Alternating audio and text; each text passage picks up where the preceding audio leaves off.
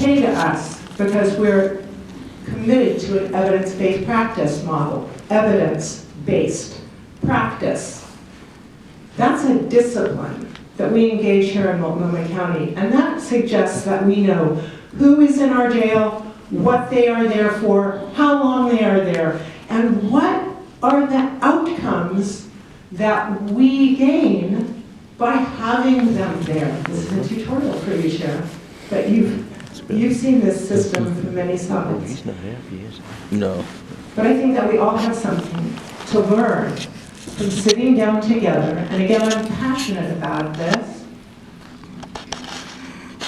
but I don't want to be unpleasant about it. I think these are issues that we all care about. I hope these are issues that we all truly care about, and that we care about for the right reasons, and that we're clear about the reasons. I would note that the intercept model that I just spoke about starts with arrest. I think that's interesting. We start with arrest. This is the Star Trek model. Beam me up, Spotty. I just got arrested. But we know that it really starts with adverse childhood experiences. We know that this is the ACEs study that we're right in the middle of. We are able to address this by having programs like Sun Schools. We're able to address this by having programs like summer jobs. Thank you, Commissioner Smith. We're able to address this by emphasizing prevention. Commissioner McKeel is all about prevention and has been for 8 years. We're able to address this by addressing homelessness. And Chair Kafori has been a national leader in addressing homelessness.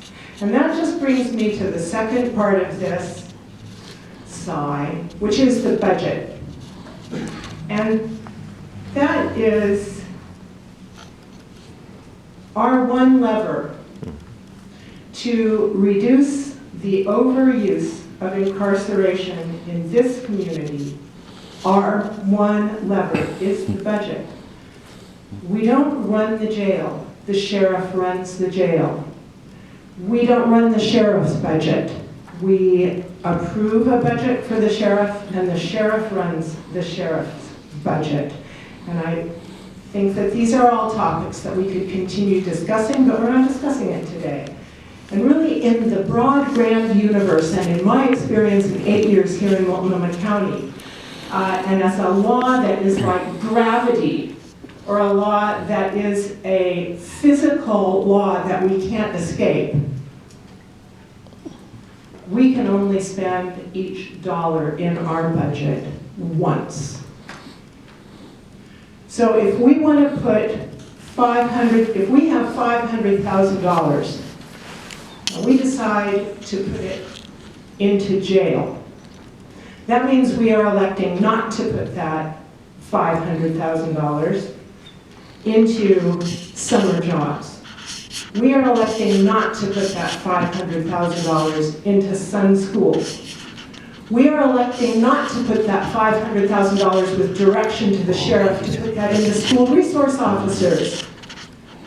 We are directing that $500,000 pour into the sheriff's budget as if the sheriff's budget were a line item budget, which by the way it's not, but I think we could do that. That could be done. And I also think that it is a sad diversion from the real issues that confront this sheriff's office and our new sheriff. And those, I mean, it's a diversion from issues like disparities, racial disparities in the use of force against inmates in our jail. It is a diversion from the real issue of suicide in our jail and the expense of suicide watch. And it flies in the face of the budget concessions that this board made just 6 months ago in May to create, at Commissioner McKeel's request, a a glide path to take care of some questions that had arisen, that are coming back, that came back to us in September, and that are coming back to us today. And that glide path was created by putting $800,000 into the LEAD program, $400,000 into a nurse at booking program, and that is all in addition to Commissioner Bailey's budget modification of the budget year before, which put $3 million into the Unity Center. All of these programs, sorry to expand us if I'm expanding this out too far and merging into traffic, that is none of my business, but we approved this money so that we could treat incarceration before it ever happened. Because what we know is that our jails, not just ours, this is not personal. It's just, again, this is like the laws of physics. Jail doesn't work. Jail doesn't make us safer. Our average length of stay, which is 11 days, just makes the wheels spin faster. If you're in jail for 11 days and you get out, we haven't addressed the underlying problem. It doesn't do anything about your adverse childhood experience. It doesn't do anything to address your mental health issue. It doesn't do anything to address the racism in this community that suggests that if you are a young man of color, you will be cycling through this system. It does none of that. That 11-day length of stay just means your chances of going back this year are greater.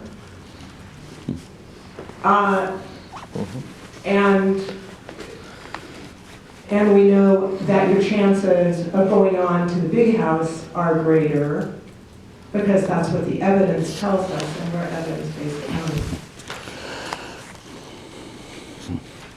So I gave her the light to move from shining on how we can actually help the sheriff deal with what the real problems are. And I think those real problems are that we do incarcerate people for small offenses. We incarcerate people for disorderly conduct. We incarcerate people for disregarding or interfering with a police officer.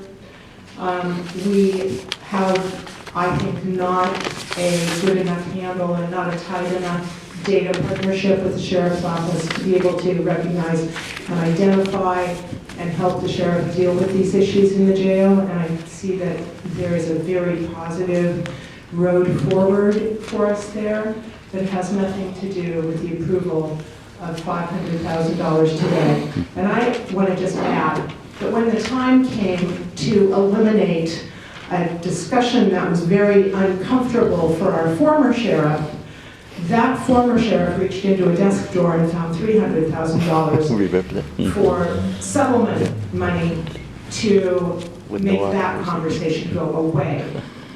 So I don't hear that the sheriff's office is out of money.